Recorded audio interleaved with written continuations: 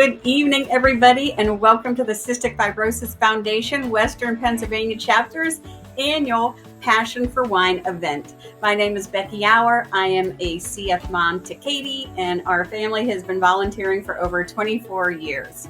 I am also proud to be a CF board member for the Western PA chapter, and I'm just thrilled to be your host tonight as we wine, dine, and make an impact for all those living with cystic fibrosis. Of course, it's been a wildly challenging and unprecedented time for the CF Foundation and for all of us over these last 18 or so months. But our collective passion to make CF stand for Cure Found has never wavered. So although we can't be together in person this year, we are so excited to bring you our Passion for Wine virtual auction and Toast to a Cure. So we have a ton of opportunities for you to get involved in the action tonight. In addition to making your own chef-inspired meals, don't forget to actually go and check out our amazing auction items. You will be hearing more about that, the auction items in the future and throughout the evening. But in the meantime, you can browse and bid right from your phone. So an event like this, of course, would never be possible without the support of our generous sponsors. So please take a minute to view them on your screen now. Now, you can also learn more about our sponsors who are amazing and the work of the CF Foundation in our digital event program book. Now, each of you should have received a link to view the program book through your email tonight. So make sure to go and look for that. So please take a minute now and join me in raising a glass to these outstanding corporate and individual supporters of the Cystic Fibrosis Foundation. Okay, so now it's time to cook for a cure. And we'd love to extend a special thank you to the Dianoias Eatery for partnering with us to bring you delicious food and great wine and an interactive culinary experience right into your homes. And please don't forget that we also curated an exclusive Passion for Wine playlist on Spotify, so you can enjoy some great music while you cook along with us. And I have to say, that's pretty amazing. So just go on to Spotify and search PFW Wine and Dine playlist, or check your email for the link to download. Lastly, please be sure to snap a picture of yourself or your group of dinner guests all having fun, and share it with us using the hashtag CFF Passion for Wine and tagging at CFF_WPA. So if you haven't already, grab your wine and dine box and head to the kitchen. I am turning things over to Chef Tyler from Dianoias Eatery so he can guide us step by step in preparing your main course of pumpkin rigatoni. I can't wait to try this. Hi folks, how are we doing? My name's Tyler Belton England. I'm the Director of Operations of Dianoias Eatery in Pan A Pronto down in the Strip District. Welcome to tonight's fundraiser for the Cystic Fibrosis Foundation of Western Pennsylvania virtual auction and Toast for a Cure. Tonight we're going to be cooking the rigatoni pumpkin kit. In that kit you're going to find a pound of rigatoni, a pint of pumpkin sauce, 1 cup of fresh mozzarella cheese, some basil, and of course the pumpkin. For this kit, you're going to need a spatula, a spoon, a serrated knife, a cutting board, and a plate. First thing you're going to want to do is turn on your oven to 400 degrees and get your pot of water boiling. Once that's working, we're going to set everything for the sauce aside, and we're going to break this pumpkin down. So that's what our serrated knife is for. And what we're going to do is we're going to go about 1 inch from the top and try to get as straight a line as possible. There we go. Inside of your pumpkin should look like this. And what we're going to do is we're going to use this big spoon and we're going to scrape out all the seeds and the innards. If you would like, you can set these seeds aside, rinse them, and do some toasted pumpkin seeds. If not, you can just throw them away. So once we get all of the seeds out, we're going to give the inside of the bowl a once over. Because as you see, there are still some seeds as well as a little bit of the stringy bits. And we're just going to scrape that out.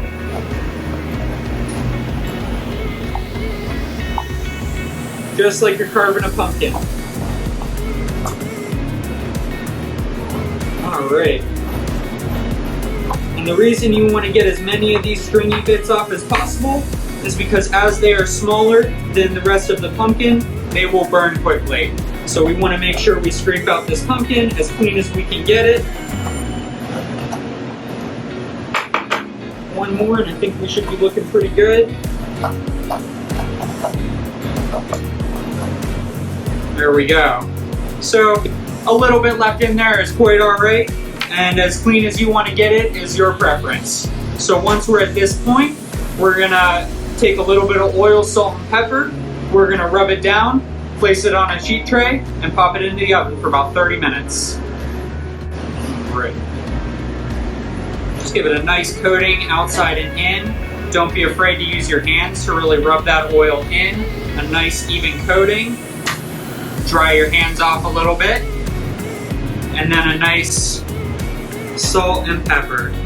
The best part about this pumpkin bowl is the pumpkin itself. So you want to make sure you get a nice even seasoning on it. So that way it's nice and delicious when it comes out of the oven. You want to roast it with the pumpkin on one side and the lid on another. The lid will come out a little bit faster.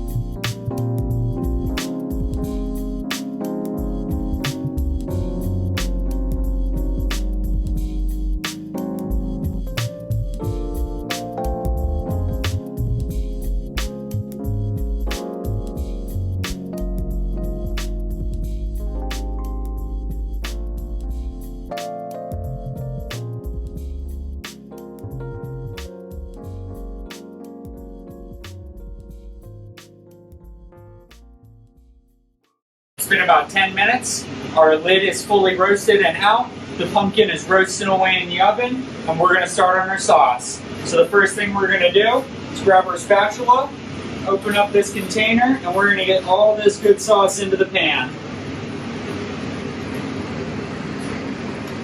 And what we're going to do is we're going to turn this on high heat and let her get nice and hot. Give that sauce a chance to heat up and give the cheese something to melt in. Once we've got this sauce on and starting to heat up, we can dump our pasta in. Now, since this pasta is fresh, it's going to take about 5 minutes. We're going to get it all in here. And if you don't have a fancy pasta basket, that is quite all right. You can just boil it away in a pot of water and strain it out into your sink. So now that we've got our pasta boiling away, let's go ahead and add our cheese. There we go. We're going to grab our spatula and we're going to start stirring this up. So we want to break up those little clumps of cheese and give this a chance for all of that mozzarella goodness to melt in there.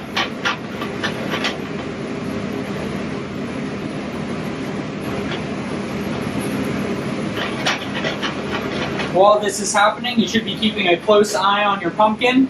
Every oven is a little bit different, so oven times may vary a bit. Make sure you're checking it, turning it around if need be, if your oven's hotter in the back than in the front, and then just keeping an eye on this sauce. Now we still have the basil to put in, but I'm going to wait until this cheese starts to melt, because if we add the basil right now, it's going to turn brown, it's going to fall apart, you're not really going to be able to see it as much. So we're constantly scraping down the sides, making sure no bits of mozzarella are getting stuck to the pan, and just moving it around.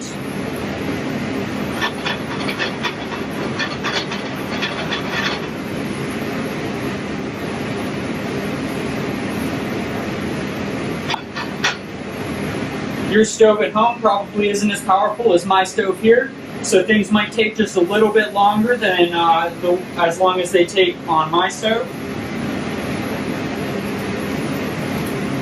There we go. So if your sauce isn't at a ripping boil in 2 minutes, don't panic. It'll be just fine.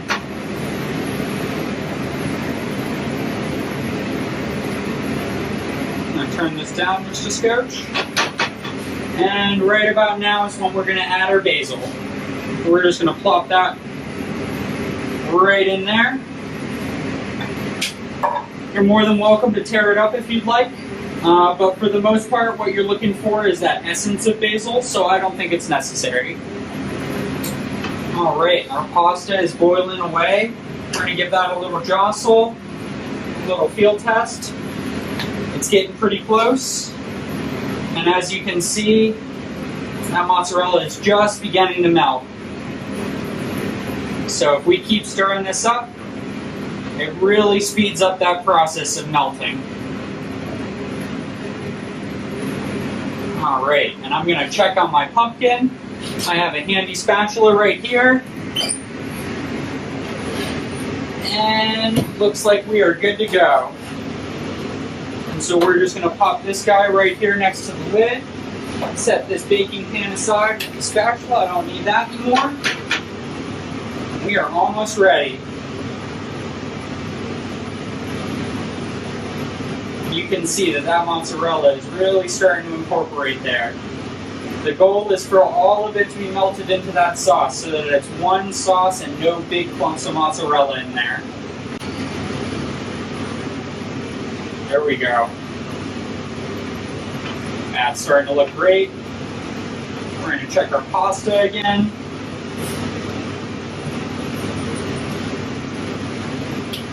About 30 more seconds, we're almost ready there. Perfect timing as our sauce is almost ready as well. We're going to keep scraping those sides down, keep moving it around. And what you're looking for in that pasta is it to still have a little bit of a bite to it, but to be fully cooked. So if you want to take one out, take a little bite out of it, you're looking for that white ring of raw pasta to be gone, but it to still have a little bit of texture to it.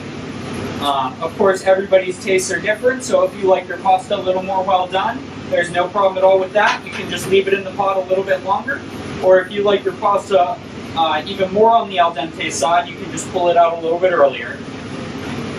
All right, I think our sauce is looking pretty good.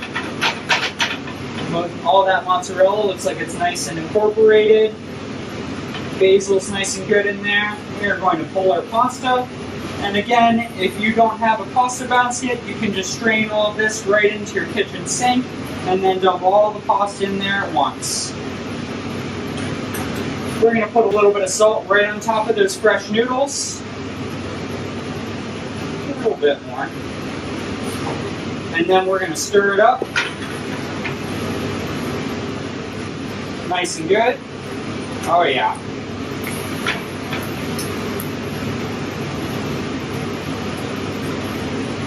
There we go. That's starting to look nice. We're going to kill the heat on this.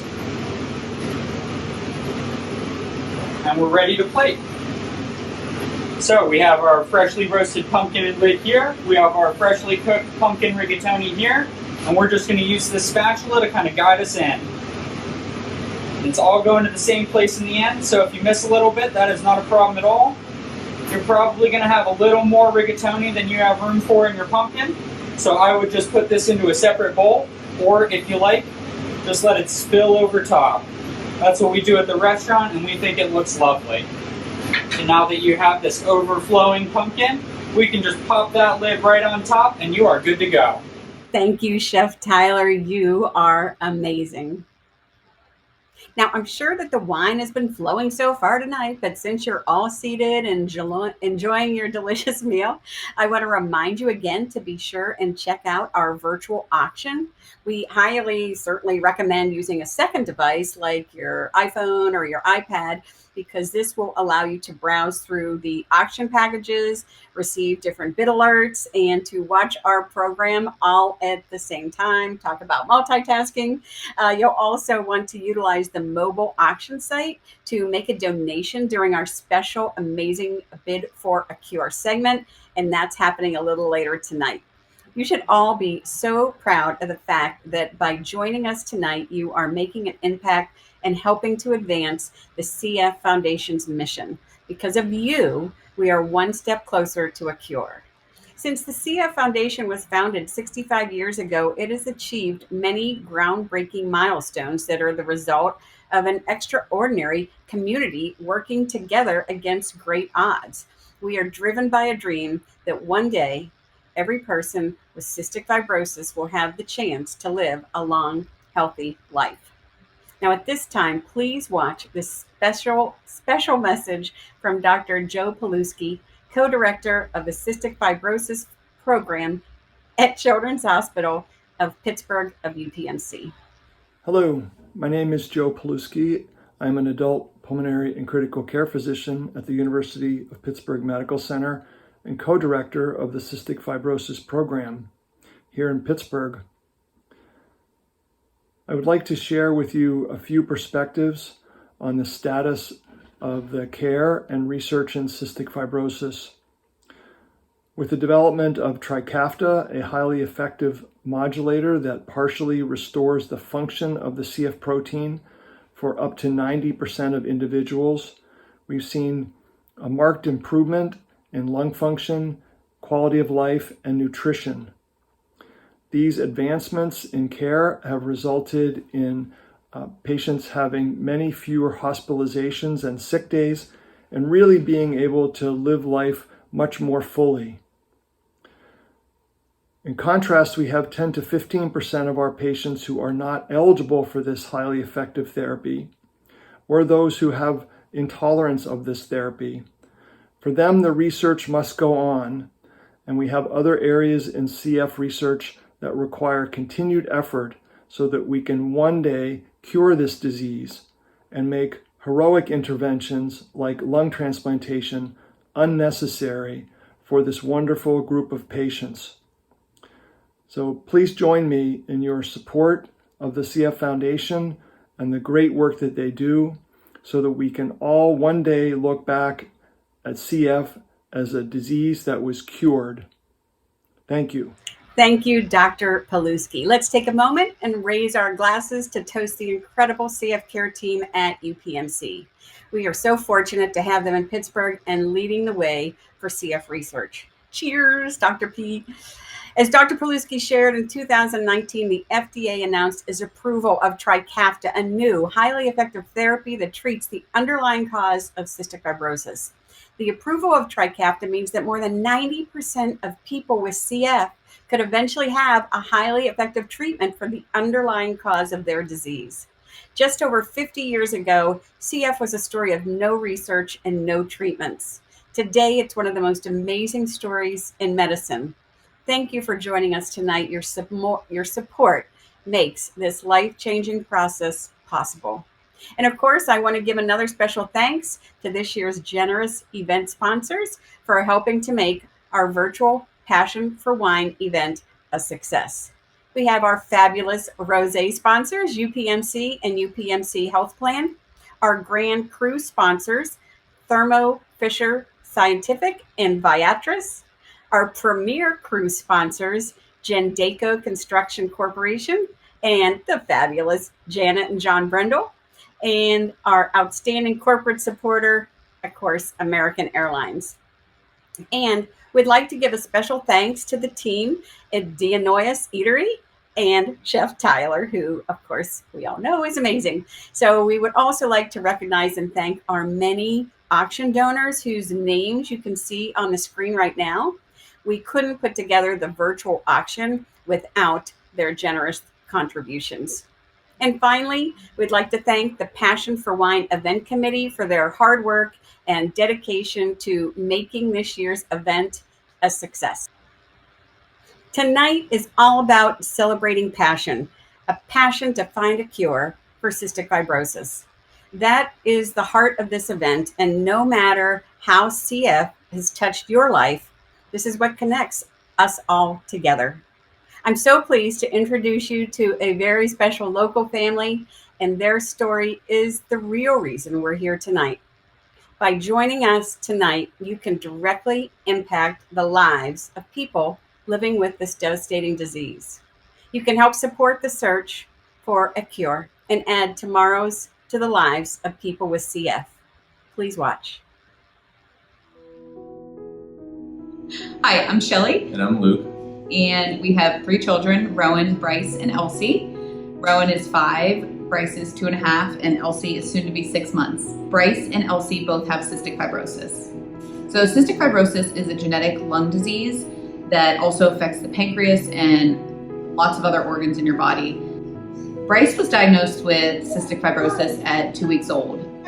At the time, neither of us really knew what that was. We didn't have any history of it in our family. Hearing the news that your newborn baby has a genetic life-threatening disease is shocking, to say the least. I think hearing that news kind of devastated us. The first thing we looked up when we got that call was, what are the odds of having a baby with CF? And it's not high. It's very rare. And so we really didn't think he had it.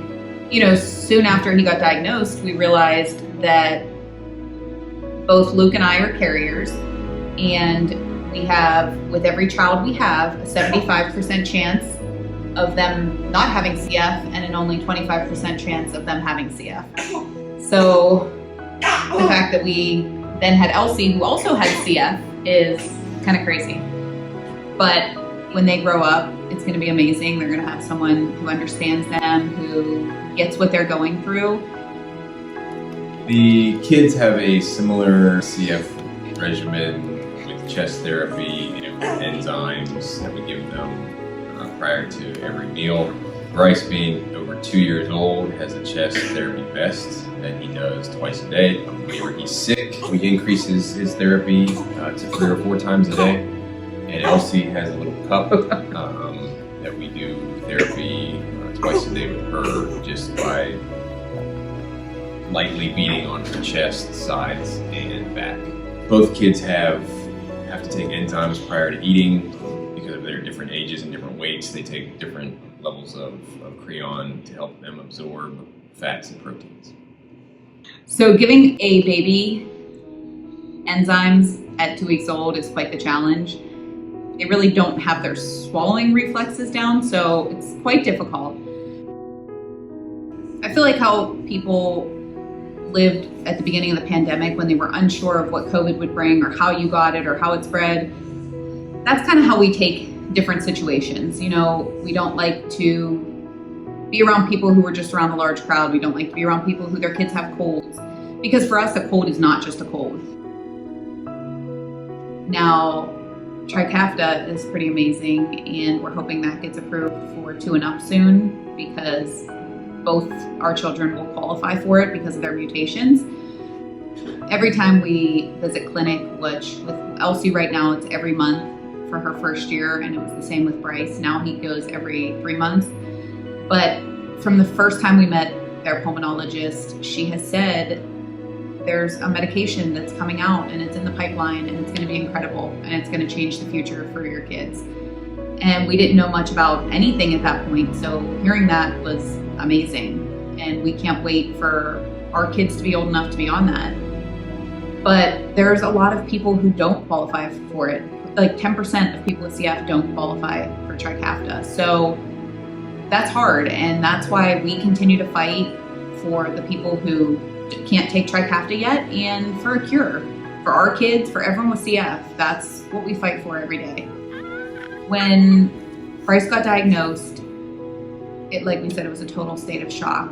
But we went to my parents' house and my cousin came over and none of us knew anything about it. So we were all kind of blindsided by it. But my cousin said, I got online, I looked it up, and there's a foundation in Pittsburgh called the Cystic Fibrosis Foundation, and they have a walk called Great Strides, and I signed us up. And we just all looked at each other and we're like, okay, let's do it. This is what we're gonna do. We are gonna fundraise and fight the crap out of this disease for our babies. We hope that all of our children, not just Bryce and Elsie with CF, but we hope they all do everything they want to do. And Bryce is a very active 2-year-old. He's wild, to say the least. Feisty, spirited, however you want to say it, that's Bryce. He is always running around and always into something. So we hope that carries out. You know, we'd love to have him involved in activities and just things that keep his lungs healthy. And same with Elsie when she's old enough. But we just hope they do everything that they want to do. The foundation has been an amazing experience for us. They gave us resources. They give us opportunities to raise money and fundraise for cystic fibrosis. And we're just so incredibly thankful for everything they do for us and our children. It just means so much to us knowing that people who, some of which have no ties to cystic fibrosis at all, they're fighting for us, and they're fighting for our family and for our kids and for tens of thousands of other people who they don't even know. And for that, I don't know if there's a way to thank you guys for everything you do. It's amazing, and we thank you.